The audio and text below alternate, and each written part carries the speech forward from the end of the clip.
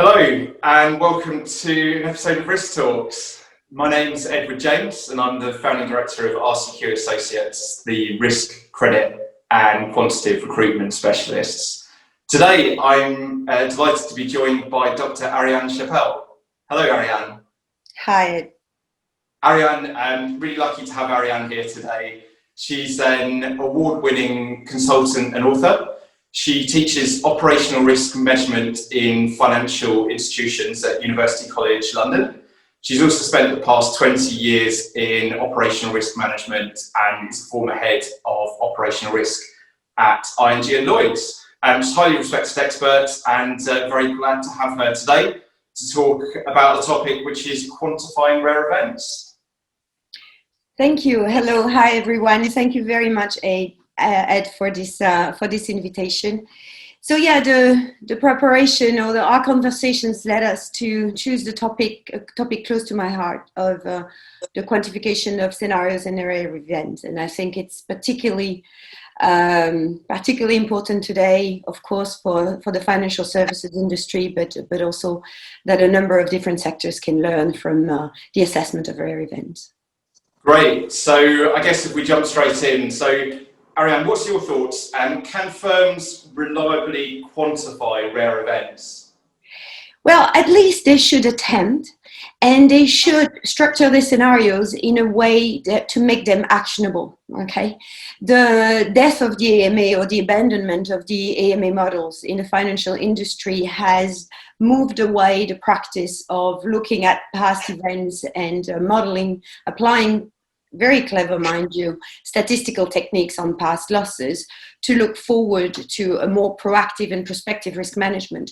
And we are at the verge of a real change of paradigm now with the current crisis, quite obviously. So we cannot really relate on past structure of losses to predict the future.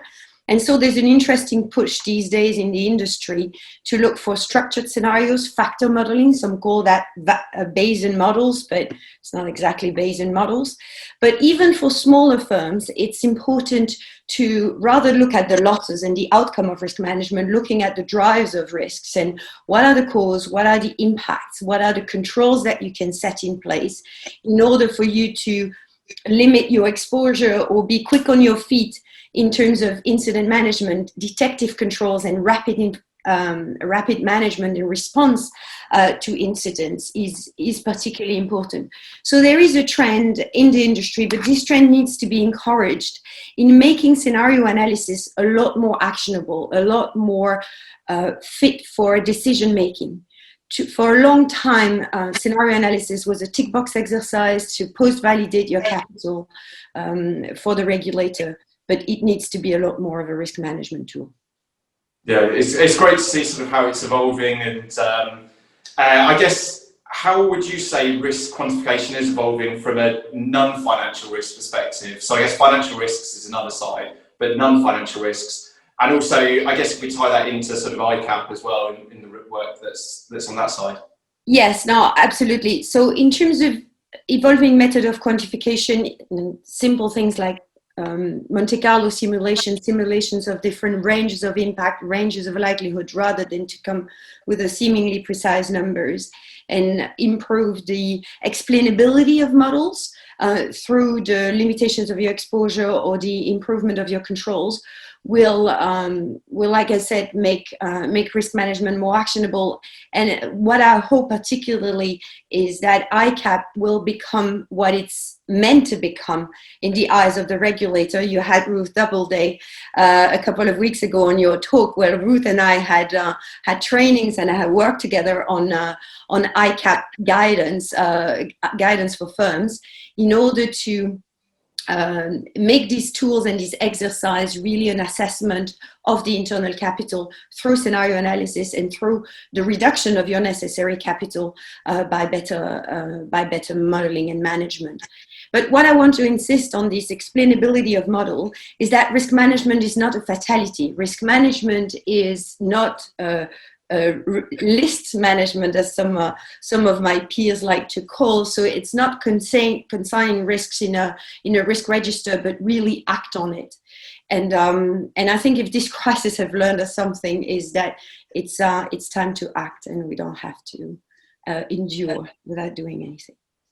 Yeah, it's quite interesting when you talk about sort of best practices and the sort of quantification for risk. So some of the time I think people put in best measures, and particularly from a regulator, and they, I guess, sort of evolve from different ways. But if you talk about the evolution of ways that firms look at scenarios and emerging risks, how would you say that evolution's been going? Well, I hope that, even though I was very opposed to the abandonment of AMA, but I hope that this trend of simplifications of models and better explainability will be something that will persist. Now, on the other hand, we have machine learning, and there's a lot of evolutions. I have a brilliant research consultant who's now the co-director with me for machine learning. But even when you look at the data and you look at the KRIs release, so the idea is to identify the drivers of risk in the form of metrics, whether you call them key risk indicators or otherwise, is really to make a better use of the data you have, either in a more technical side like machine learning. So I recently published some white paper, very interesting white paper on that as well.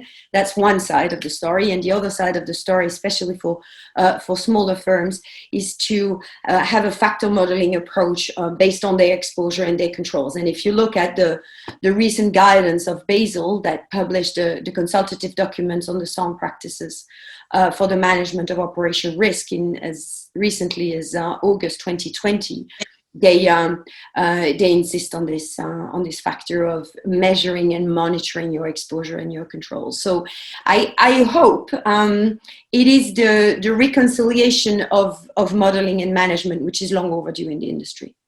Great. And just out of curiosity from my side of things, actually, we touched on AMA.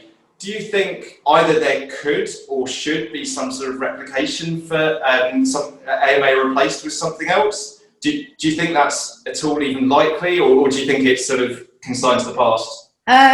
No, I think, thank you for the questions, because that gives me the opportunity to insist on the topic. And another message, besides the manageability of risk management, is the measurability of risk management, in a sense that people are not afraid of red, amber, green. You know, a 3 of customer impact or 4 of reputation impact is something that is very fluffy, and risk managers are sorry that they can't get their message through to the board.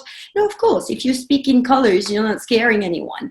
If you speak in millions of losses or in millions of foregone revenues because your customer leave you, or because you don't grow, or because your system has been disrupted and it costs you fortunes in remediation costs. So quantifying what these, severe impacts mean is particularly important. And the ultimate quantification, or the ultimate reason from a supervisory perspective, so stability of the financial system, is to verify the sufficiency of your capital. So AMA just means advanced measurement approach. It doesn't mean LDA, or it doesn't mean loss distribution approach, or stochastic modelings based on past losses. That's where the industry evolved to.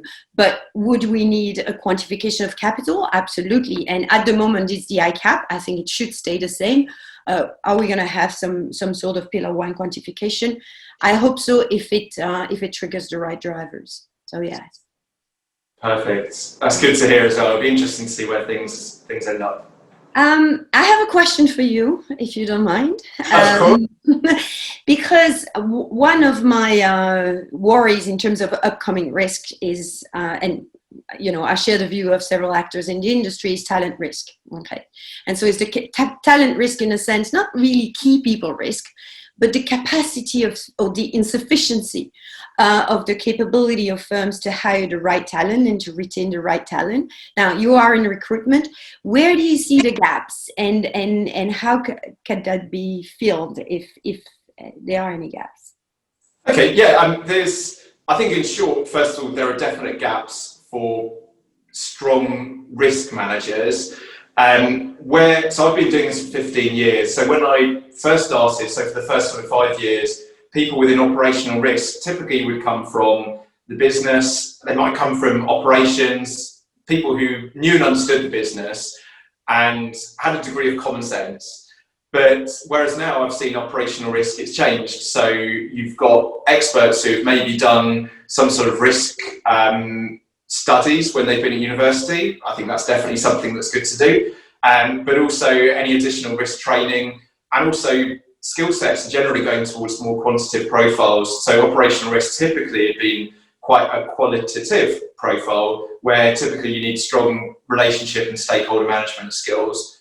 That is never going to go away. That is still really absolutely key. So you do need to make sure you're building and developing on relationship management skills. But from a quantitative perspective, the access of data and increase in that side of things, I think it's definitely important. So it's all about upskilling yourself, being passionate about the topic, because that's really interesting, because if you're not engaged in operational risk, the stakeholders aren't going to be. So yeah, it's about upskilling yourself, starting at an early stage, and keep on developing your experience. All right. The importance of people skills in operational risk. I can definitely relate to that. Perfect. Well, thanks again so much for your time, Ariane. I think we'll wrap it up now. So again, it was really my pleasure talking to you, and I hope everyone who's watched this has enjoyed it. Thank you very much. It was a pleasure.